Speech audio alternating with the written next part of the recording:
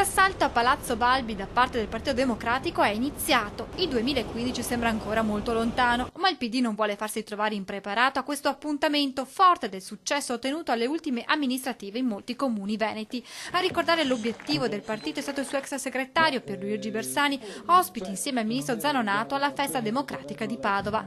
Bersani ha sottolineato durante il suo intervento l'impegno del governo Letta, sottolineando che tra gli attuali ministri molti coloro che hanno l'esperienza giusta come lo stesso Zanonato. In questo governo c'è anche qualche ministro che conosce la realtà, perché non è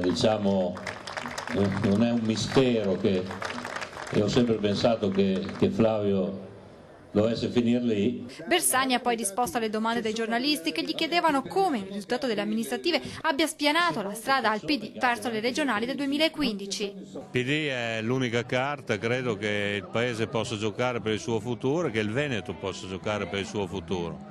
Sta al PD essere all'altezza di questa sfida naturalmente, le responsabilità che gli derivano da questa fase politica. Nessun nome però sul possibile candidato alla poltrona di presidente della regione Veneto. La scelta piuttosto, secondo Bersani, dovrebbe passare ancora una volta attraverso il meccanismo delle primarie. Noi abbiamo tante personalità e decideranno i veneti, deciderà il Partito Democratico del Veneto.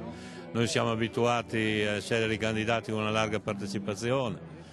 Credo che sarà così anche per quel che riguarda il Veneto. Poi naturalmente io ho le mie opinioni, ma contano uno.